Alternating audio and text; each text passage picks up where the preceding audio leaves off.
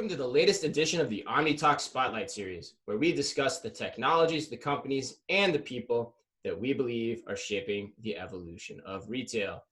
Today, we are turning our spotlight on a company that is quite timely, especially given everything going on in the world today, and that company is Basketful. Today, we are joined by Basketful's co-founders, Eugene Burd and Jim Lesch. Jim and Eugene, welcome to the show. Thanks for having us. Yeah, thanks for being here. So you guys are both native to Minneapolis, right? Is that right? You guys both live in Minneapolis? We do. Yeah. Awesome. Awesome. Well, why don't we start there? Because we don't, quite frankly, even though we're from Minneapolis, we only probably have talked to a handful of Minneapolis companies in the last couple of years. I'd probably say 2 or 3. So it's always fun to turn our spotlight on a Minnesota company. Why don't you tell us a little bit about your backgrounds and then also tell us a little bit about Basketful and what it does. Jim, you want to start? Sure, yeah. So I grew up in Minnesota, got wife and 2 kids here. I was a liberal arts major, taught myself to be a software engineer. Okay. I like climbing. I climb with my daughter, just started getting into biking, spent most of my career in CPG, and particularly in technology and connecting at General Mills, connecting sales teams and marketing teams to technology solutions. Awesome. And Eugene, what about you? Yeah, so, we actually have some similarity, a little difference, I guess. So I'm a first generation immigrant. So I was born in the former Soviet Union. Really? Yeah, I moved to Wisconsin, actually, kind of serendipitously, and then came to Minnesota for school. So I'm a big Gopher diehard. Who knows why? Because I like pain, I guess. That's good, though, that you were in Wisconsin and you came to the right side, Eugene. That's the most important. Yeah, there you go. That's the way I look at it. For more pain, right, Eugene? That's right. For more pain. That's right. Exactly. And so also spent kind of the majority of my career in CPG at General Mills. Jim and I worked there.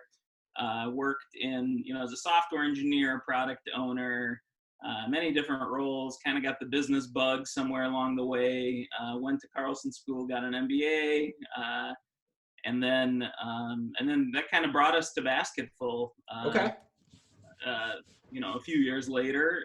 So basically Basketful, we were both at General Mills, both really loved the company, loved the people, but had a lot of conversations about all sorts of topics, but most of the time kind of ventured into, hey, we love to build software. We love to build products. We both did that at General Mills, but there's a kind of a natural ceiling to how big you can go, because you're serving one company, and you can build great capabilities, but there's a limit to sort of how much you can invest behind a capability when it's all being, kind of loaded onto one enterprise. And so we kept talking about, hey, there's an opportunity, grocery e-commerce is coming. There's an opportunity to do something bigger here and serve General Mills and many other CPGs and publishers and retailers. And so that's kind of, we at some point we kind of talked each other into it and had a willing partner on the other side. And we're fortunate enough to be able to bootstrap it and make it work, and just kind of took the plunge. That's awesome. Crazy enough to give up comfortable jobs with a future. we know that. We know that. And I know that well. What year was this? What year are we talking about? How far back is this? Yeah, it was 3 years ago. So 2017. Yeah, summer of 2017. So.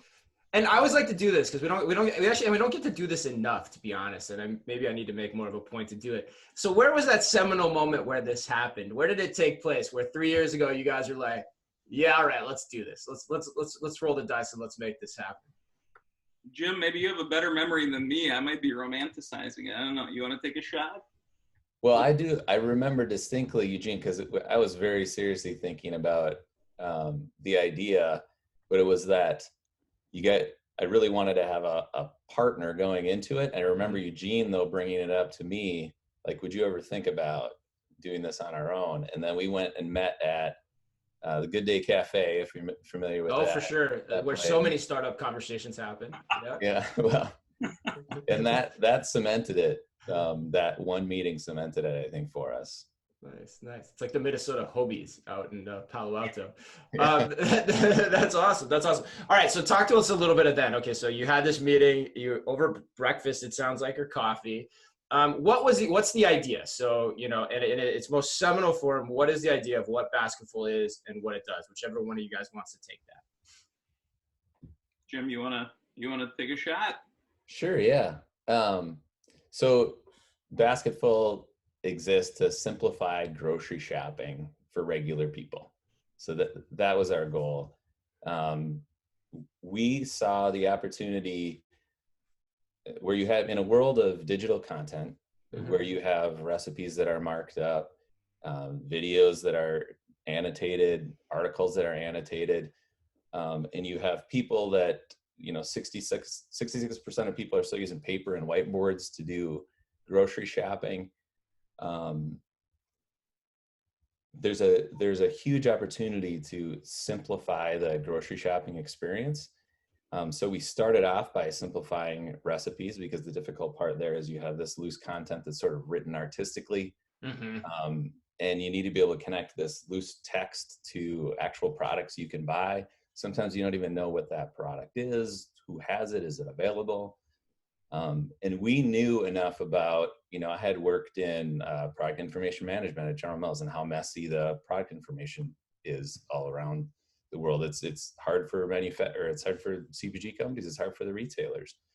And we knew about how to integrate with lots of systems. We've done that in our entire careers. Eugene wrote the recipe system at General Mills that was used for like 15 years.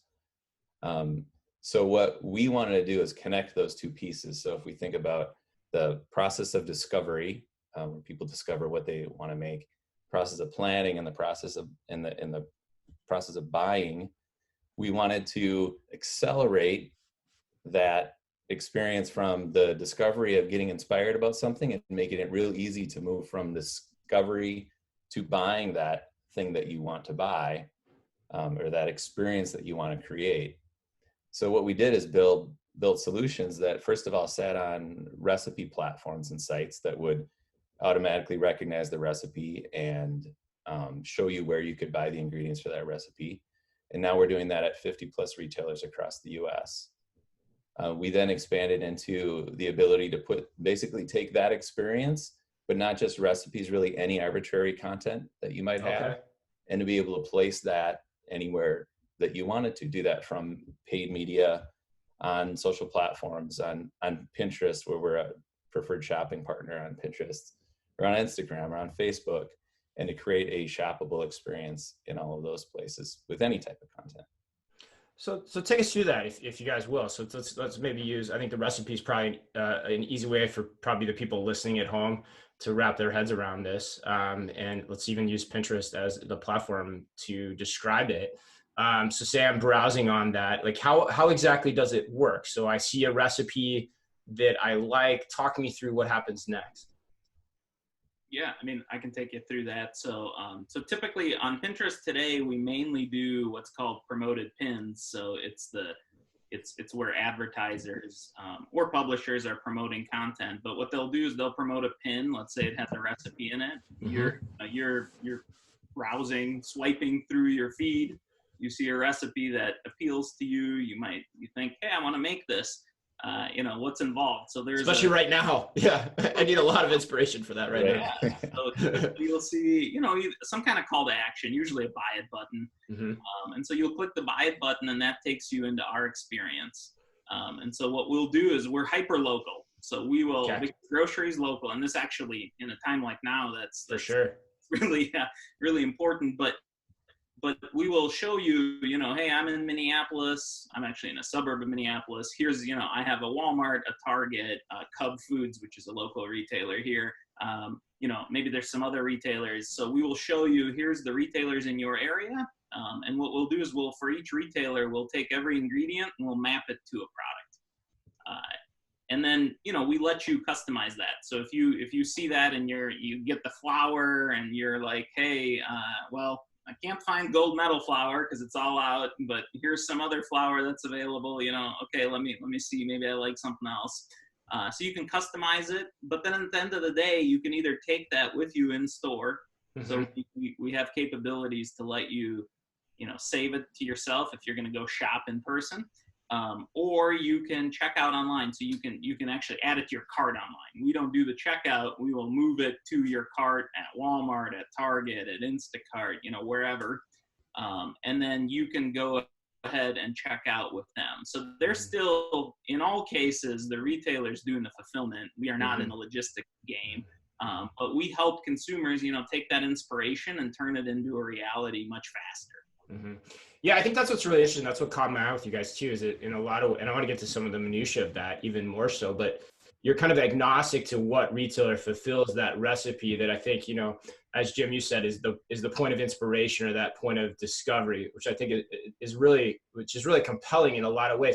How are you making that happen mechanically? So are you working primarily with the brands and they bring those relationships along with them? Are you having to connect with the retailers too, especially being tech guys? Eugene, maybe if you keep going on that for a little bit, like how does that all work?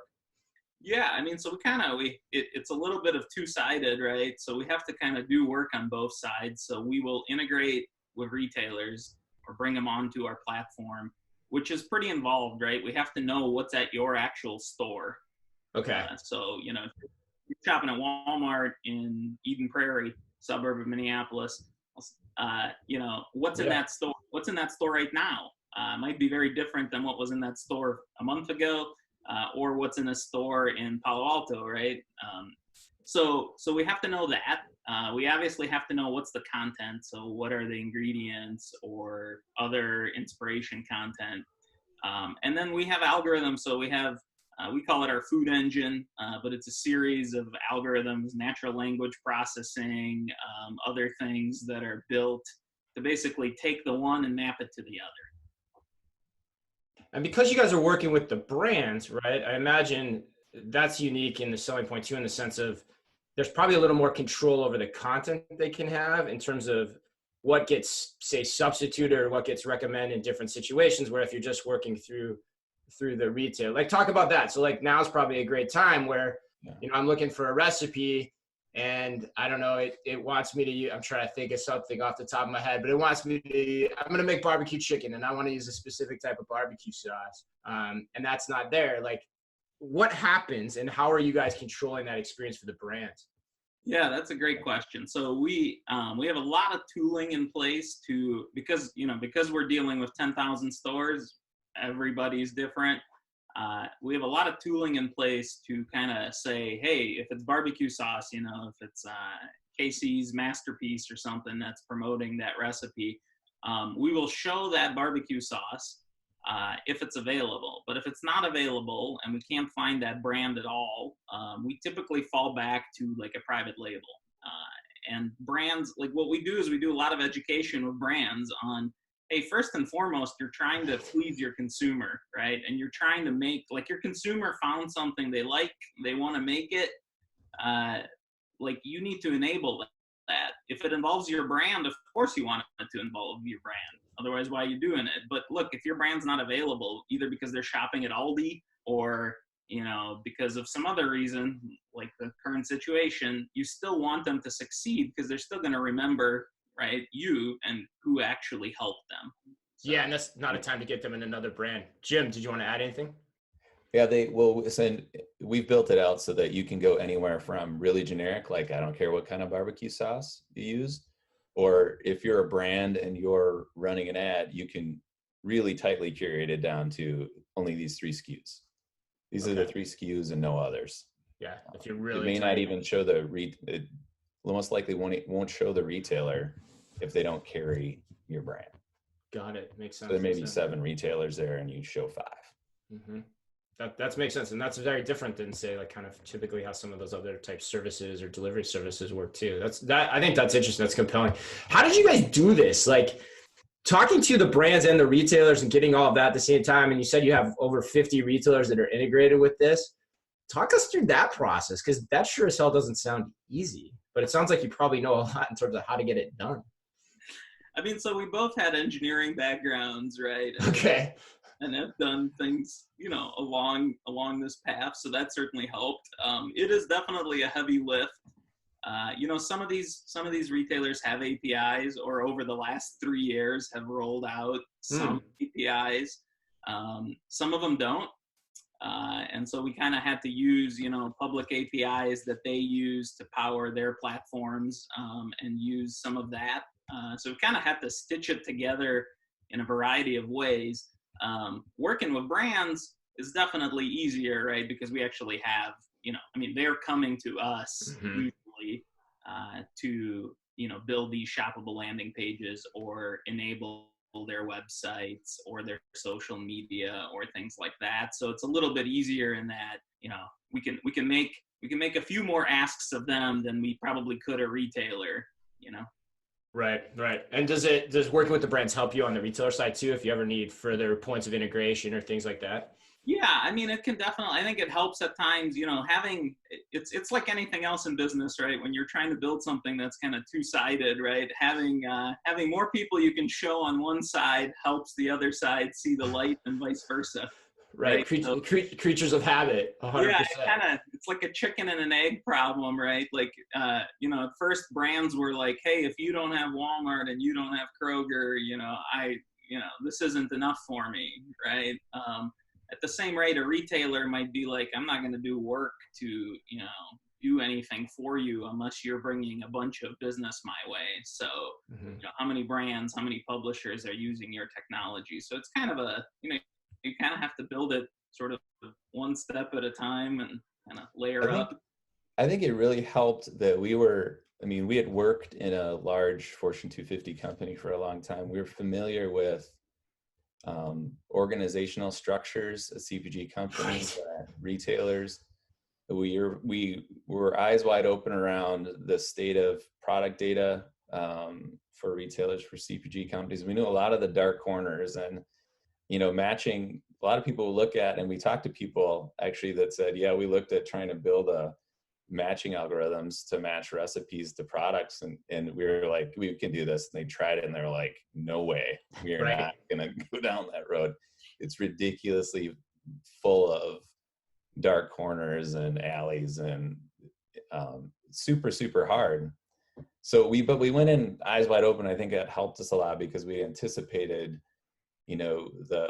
for example, the amount of time that it's probably going to take to sign a contract, the sort of questions, like enterprise type questions and security questions, data governance questions, policies and things like that we could go in, that we were ready for right off the bat. So I think that helped a lot. Because we spent, a better part of 10 years on the other side asking the same questions. Yeah, right. I think the point you guys are making there too, and especially Jim and Ann and I from knowing, having worked at Target too, just knowing the hierarchy and just how long things can take gives you just a more reasonable assessment of the type of work that needs to be done and where you're really running into walls, and maybe where you're actually doing still pretty well, even though it feels slow, right? See the shaking of heads for sure. Well, what's next for you guys? Like what's, and I know things are a little crazy right now. What did 2020 hold in store for you in terms of further developing the product, maybe pre-virus, and whereas maybe things now, or are they the same? Like, how are you guys assessing that, Jim? Yeah, I think, like everyone else, I think our number one priority is that everybody's healthy and safe in the company. I think we're not nearly as affected as many companies are. Those being online, being involved in grocery, people are buying actually more groceries. There are more people buying. There are more people downloading grocery apps, and more people shopping online for safety reasons. We're not as affected. And one thing that we're doing is we're from not necessarily from a business perspective, but we're advocating for the expansion of Snap and WIC to be able to be used online for groceries. It's not available. It's only in a pilot right now. And what is that? Explain for those maybe unfamiliar. What are both of those? SNAP is a supplemental nutrition assistance program. Government assistance used to be known as food stamps. and WIC is women, infant, and children, and it assists that demographic for buying food. That's 1 in 9 Americans they receive SNAP or WIC, and 34% of those people are elderly or disabled.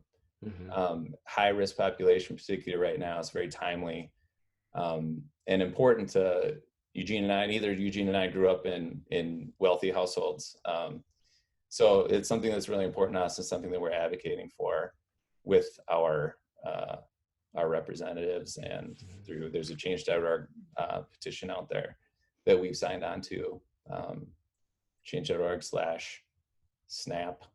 Okay. Online. Wait, crap. I'll find it later. It's okay. We should connect on that too after the show, because I'm interested to learn more about that as well. It's a great point. I'd love to share more about it. So sorry, a little bit off track there, but no, it's great. What are we doing? What are we doing next? So from a market perspective, it hasn't changed very much for us. There are people that have, so retailers are obviously getting crushed online.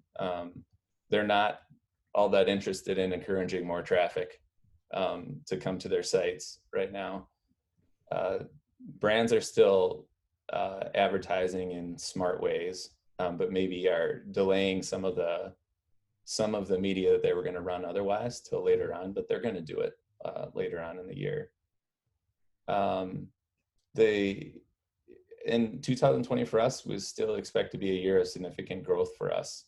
So we're in a fortunate position that we're not as impacted as a lot of other companies are, and people still are, and they always are going to be buying food and groceries. So yeah. Do you want to talk more about kind of the core capabilities that we're enabling, Eugene?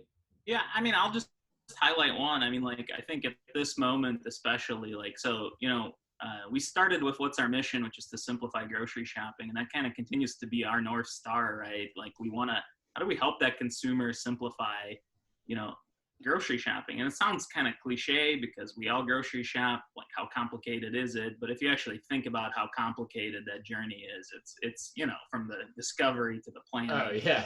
To get it, to bring it home, to oops, I forgot to buy ginger, I gotta go back, to like just whole millions of fights between husbands and wives start every week over grocery shopping. All the time, right? And so that continues to be our North Star. So what we've done just actually earlier this year, so a couple of weeks ago, we just launched our shopping list experience, which is really helping consumers, manage the entire shopping list, right? Okay. So the recipes and the meal solutions that you find online are great. They're a good component of it. They're maybe 20, 30% of it, but the rest of your basket, how do we help them with that part of it, whether they shop in store or online? So you guys, are you trying to go B2C then, instead of just kind of the B2B play that you've always been playing? Or are you thinking there's an evolution there of taking the technology on the recipe side to list making and then multi-retailer fulfillment through? Yeah, we kind of see it both ways. So we see there's a B2B component and a B2C component. And honestly, like, we think those two need to play together. So we think, a lot of our brands, what they value is that, we can help them Shopify their solutions across, this network of retailers. And frankly, building out the rest of your basket for a consumer is enabling that as well. Okay. And so yeah, we're trying to, so we've rolled out the shopping list, and I think what we'll do for the balance of 2020 from a capabilities perspective is build more on-ramps and off-ramps for how to integrate kind of our B2B products and our B2C products so that they're benefiting everybody.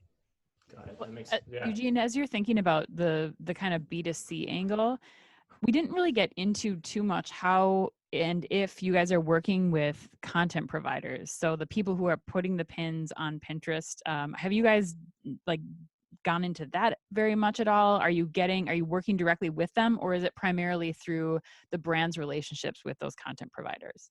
Yeah, so it's a little bit of both. We actually work with some major food publishers. So we work with Meredith, which is actually based in Iowa, a little south of Minneapolis, but they own platforms like All Recipes, Martha Stewart, other, large food brands. So So we work a lot with them. We work a lot with Pinterest. We talked about that. We work with Yumly. So there is a bunch of content creators and food publishers that we work with to enable them to both bring those capabilities to consumers, but also to monetize, their content better with brands, which is ultimately who they're selling to.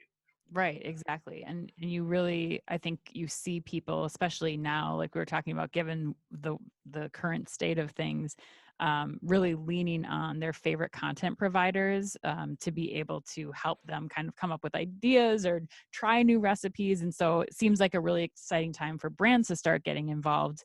And you guys actually, you had a post recently talking about how brands can kind of show up during this time. And I found it really insightful and I think helpful for a lot of brands as everybody's kind of struggling to figure out, like, how do we market? How do we show up right now? And one particular thing that you wrote in there was how you can help brands like be part of a bigger memory that's being created right now. It's not just about, using the Casey masterpiece barbecue sauce. We'll go with that example still, but it's about the dinner that you had or the opportunity that you have right now to include some of these CPG products in the making of memories. Do you guys have any kind of comments or feelings about that, or what inspired that writing? I mean, I think you're absolutely right. And I think, like, we always tell brands they need to be helpful. And I think in this day and age, right, food is something it's like one of these things, whether it's a business relationship, whether it's your family, so many people remember what their grandma made, for holidays. So many people remember, it's just a great way to bond. For example, so I have two boys. They're not that little. They're 9 and 11, although sometimes they act a little littler. But like, for example, I was thinking, we've had this opportunity to have lunch together. We never eat lunch together, right? They're at school, we're at work. Suddenly you can come together as a family a lot more. You can cook together. So it's absolutely, one of those moments that kind of cements, you're going to remember that years to come. And if there's a brand that's part of it, you're going to remember that brand. I don't want to compare this to Disney. I don't think it's on that scale, but if you think about it, right, the way that business works, everybody remembers their experiences with Disney, whether it's at the park or in a store, and they tell their kids about it. Food is the same way. We pass down food to our children, to our families. And so this is just a great opportunity, for families to come together, but for brands to enable that and be helpful. Well, and to provide the convenience too, it sounds like. I mean, what you guys are doing is allowing them to have that brand experience. And it may be, not at their traditional store, but I think just having the ability to take that recipe and see, okay, my Walmart store doesn't have it, but maybe the Kroger does down the street. Exactly. I think or maybe I have this. Yeah. Maybe I have this in my pantry or what have you. Right. So. And and Eugene kind of pointed out too, there are that many, it's you need to be contextual, like at a time like now where there's a lot more actually instances of those experiences at home because you're having lunch too, breakfast, lunch, and dinner all together. There's a lot more opportunities. And it's a memory making opportunity, and it's your chance to be helpful and show that you're helpful. So contextually speaking, if folks are used to making one meal a day and now they got to make 3, well, they need some help. Like, what are those other 3 going to be? And quick is going to be really important, right? And easy is going to be important because you still got to work. Yeah, you're right. So the cognitive load just went up, whatever the factor of 3 almost, right? Like 3 times as much cognitive load that you used to have on this process. I think the thing that's interesting for me too, and then we'll do how millennial are you guys, I think, which is why I love doing this show. We've looked at a lot of different recipe concepts, I think, but what I love about this one too is it's a technology or a tool that fits inside a lot of different spots. I like how you guys are thinking about that being, say, just kind of one, like just kind of narrow focus. I think you hear narrow focus sometimes, but in this way, I think it's really beneficial in the sense of you can play in a lot of spaces and you can hit those moments in a lot of different ways because you just have the technology that's a tool that sits in the background, and that's what you want. So very cool, very interesting. Why I love doing this show. I get to learn something every time, but we cannot let you go without playing How Millennial Are You? So, Anne, are you ready? I'm ready. Eugene, do Jim, this. are you guys ready? We're ready. Ready. All You right. think? I think you guys will be just fine. All right. First question is, when the option is available, and you're going into a store, so let's take this during a more normal time. Are you using mobile payment or are you pulling out credit card or cash? Jim, we'll start with you. Mobile payments every time that it's available for me. What kind? Are you Apple Pay or? I use Apple Pay right now, yeah. Okay. Eugene, what about you? I've got Google Pay. I'm the only Android user on our team, but yeah, if I can tap the phone, for sure. I I love kind it. of have a feeling Jim's using his watch if he's got a watch, but I don't know. Is that right? Am I making a good guess? No? No, watch? I got a Garmin. Okay, all right. But I'm not okay. using Garmin Pay, yeah. He's Okay. a climber, Chris. That's you right. gotta He's a have climber. More durable, Yeah. durable Apple gear and Watch. equipment. Yeah. What am I thinking? Apple yeah, watches. Yeah. No way. That's right. All right. Question number 2. How many times in the last week, this will be interesting also given the current climate, have you ordered food or drinks from an app? Eugene, let's start with you this time. I did it once for noodles through DoorDash. Okay. Is that pretty typical of a week for you, or would you be doing that? I am more of a just like with grocery shopping. It's ironic that we enable online. I still kind of prefer to grocery shop in store. I'm the odd one on our team in that regard too. I still love the touch and feel and the sense, and why I always think we need to build solutions that cross both, because sometimes you're busy and you need it delivered, and sometimes you're not and you want to go and pick it up yourself. So I'm not as much of a delivery person. Maybe also because I live in a pretty suburban area. It's just not as easy out here. So. Okay. And Jim, I have one follow-up question. Sorry, just noodles? Like what? Any type of noodles, or are we just talking like Noodles the restaurant? Noodles the restaurant. Okay, got it. I should have put 2 and 2 together. Yeah, that's right. Don't ask me what I got. I don't remember. But Kim got I just ordered some plain ramen. I was trying to figure out where that was going. But... No, ramen would have been good. Yeah, right. Jim, what about you? How many times this last week have you ordered food or drinks from an app? Probably 4 times, like through Shipt, and then we will order online through a lot of local restaurants. So trying to support some local restaurants. So nice. We'll try to keep them in business. So the places that are still open, usually you're ordering online and then picking it up there. In those cases, a place a couple of blocks from me, so we order from there probably 2 or 3 times a week, and then a few other places. And we ordered Chipotle, I think, last week. Nice. Unwanted it.